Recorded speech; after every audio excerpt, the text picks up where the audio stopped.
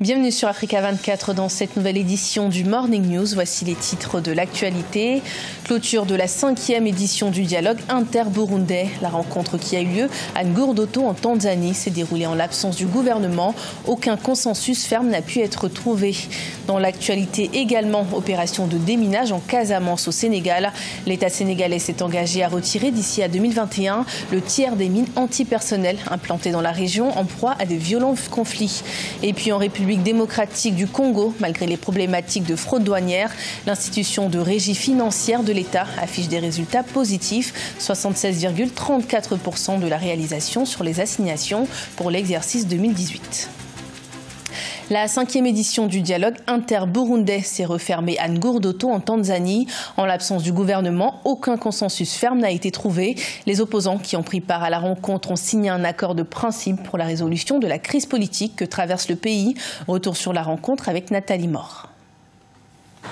Au sortir du 5e dialogue inter-burundais, l'opposition du Burundi a livré une proposition de sortie de crise au facilitateur Benjamin Kapa. Ce document préconise la tenue de nouvelles assises pour la résolution de la crise politique dans le pays. Pourtant, la rencontre de Ngurdoto devait être la dernière entre l'opposition et la coalition au pouvoir. On constate que le pouvoir burundais, c'était prévisible, est resté sur des positions dogmatiques.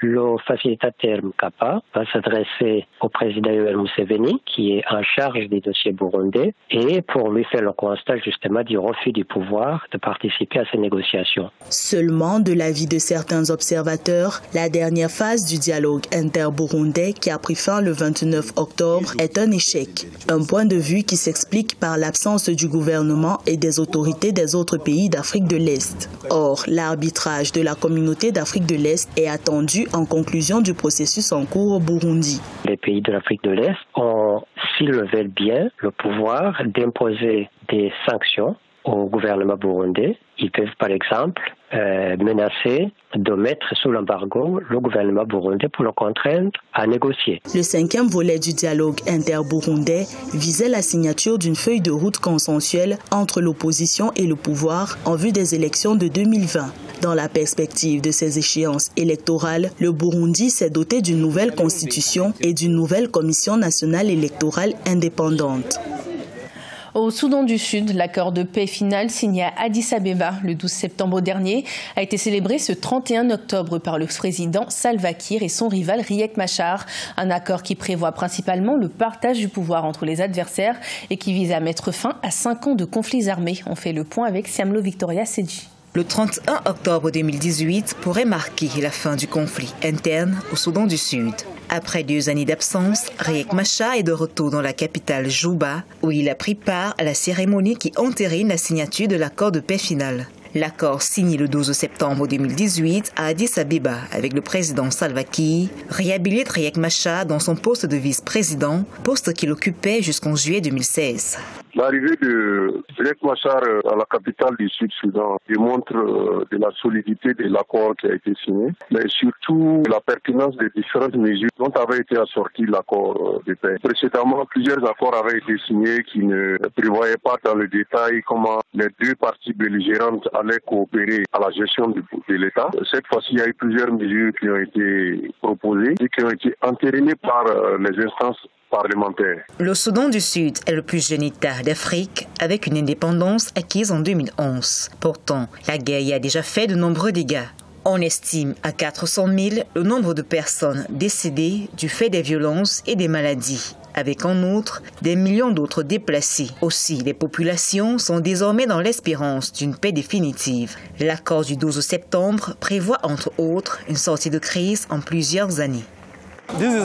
C'est un jour de célébration de la paix où les Sud-Soudanais peuvent se réunir et réfléchir sur les raisons pour lesquelles la paix est si précieuse pour nous tous. Surtout en raison de notre contexte de guerre. Et nous devons commencer à parler et à cultiver la paix. Cet accord de paix est le 3e depuis le début du conflit en 2013. Plusieurs violations des accords de cessez-le-feu par les deux parties ont continuellement mis à mal les tractations pour une paix définitive. Au Sénégal, dans la région de la Casamance, les autorités se sont engagées à retirer d'ici à 2021 le tiers des mines antipersonnelles de la région. Malgré la signature de la convention anti-mines en 1999, la région est toujours en proie à des conflits entre l'armée sénégalaise et le Front de l'indépendance de la Casamance. Marcel Farba Maroun. Débarrasser les terres de la Casamance de toutes les mines antipersonnelles d'ici 2021, tel est l'engagement pris par les autorités sénégalaises. En 1999, une convention anti-mines a été signée entre l'État du Sénégal et les forces indépendantistes de Casamance, ce qui a permis d'arrêter l'installation de ces charges explosives, mais l'opération de déminage en tant que telle n'a jamais su évoluer depuis cette période. Je pense qu'il y a beaucoup de facteurs. Il faut aussi l'inscrire dans le contexte sécuritaire au niveau de la région, particulièrement aussi dans le cadre du processus de paix, parce que ce processus de paix doit inclure cette opération de déminage avec le consensus de l'ensemble des acteurs. Située dans le sud du Sénégal, la région de Casamance est dotée d'atouts économiques à fort potentiel, notamment dans les secteurs agricoles et touristiques. La relance de l'activité économique constitue ainsi l'un des objectifs du déminage prévu par l'État du Sénégal. Si les autorités arrivent effectivement à atteindre cet objectif de déminage sur l'ensemble du territoire de la Casamance, je crois que l'étape suivante, effectivement, ça doit être de relancer les activités économiques, de permettre aux populations de regagner effectivement leur territoire, parce que il y a des villages complètement qui sont abandonnés à cause de ces mines-là. Le conflit en Casamance oppose, depuis le début des années 1980, les forces rebelles indépendantistes du MFDC, Mouvement des forces démocratiques de Casamance, aux forces gouvernementales sénégalaises. Nonobstant le cessez-le-feu signé en 2005, des accrochages ponctuels continuent à se produire entre armées et rebelles, mais également entre groupes rivaux. Plus d'1 millier de victimes auraient été enregistrées. Au Tchad, après l'adoption du projet de création de la nouvelle commission électorale nationale indépendante, les partis politiques de l'opposition se disent méfiants quant aux nouvelles dispositions du projet de loi. La majorité au pouvoir, de son côté, salue son adoption et l'estime conforme aux recommandations du Forum national inclusif. Des explications dans ce reportage de Mahamat Ramadan, commenté par Adidatou Badawi.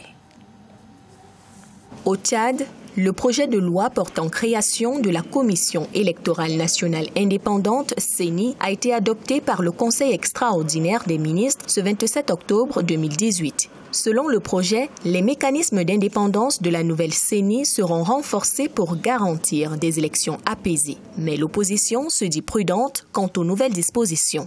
Nous sommes tous pour la garantie d'indépendance de la CENI, mais dire qu'il faut une CENI sans aucune influence partisane, entre guillemets, nous comprenons ce que cela signifie.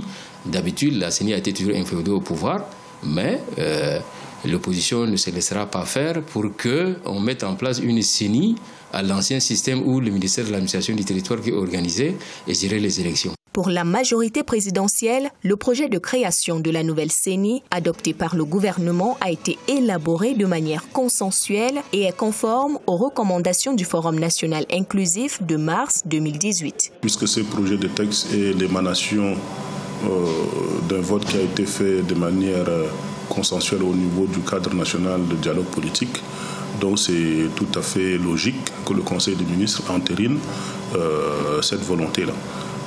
Ce texte va être transmis à l'Assemblée nationale et nous ne doutons pas un seul instant de son adoption puisque les mêmes acteurs qui sont représentés au niveau du cadre national de dialogue politique se retrouvent à l'Assemblée nationale et donc les choses seront faites de la manière la plus rapide de façon à ce que la CENI telle qu'elle a été recommandée par le Forum national inclusif soit mise en place. Pour rappel, les élections législatives et communales au Tchad prévues en 2018 ont été reportées à plusieurs reprises, faute de moyens financiers. En République démocratique du Congo, la douane annonce 76,34% de réalisation sur les assignations pour l'exercice 2018. Des résultats encourageants qui se rapprochent des objectifs de l'institution. Cependant, la fraude douanière reste le plus grand défi pour la douane nationale. Reportage de notre correspondant Jacques Amboka. La Direction générale des douanes et assises indique une recette de 823 902 955,39 $ entre janvier et septembre 2018. Cependant, cette régie financière est appelée à relever nombre de défis afin de maximiser les recettes et répondre aux assignations. Le plus dur reste la lutte contre la fraude douanière. La DGD est parmi les régies financières pourvoyeuses des recettes, qui jusque-là, les recettes douanières étaient supérieures à toutes les régies financières. Maintenant, un peu moins que l'administration des impôts. Les assignations attribuées à cette régie financière congolaise pour l'année en cours est de 1,79 225 655 $. À moins de 2 mois de la clôture de l'année, c'est donc 76,34% des assignations réalisées. Des réformes sont en cours en vue de les améliorer. Nous avons mis en place un système d'informatisation basé sur le Sidonia. Actuellement, Sidonia World, nous sommes sur le net, ce qui nous permet d'être en contact avec pratiquement tous les points de perception de la République démocratique du Congo. La République démocratique du Congo, avec 9 voisins et 5 nombreux postes frontaliers, présente des atouts singuliers pour faire de cette régie financière un important levier économique. Il faudra bien entendu investir davantage sur sa modernisation. Celle-ci passe entre autres par la remise à niveau du personnel douanier. Dans ce contexte, une mission d'audit a été initiée le 24 octobre 2018 à Kinshasa. Ce journal a été préparé par l'ensemble de la rédaction. Merci de votre fidélité. Retrouvez dans un instant une nouvelle édition de l'information sur Africa 24.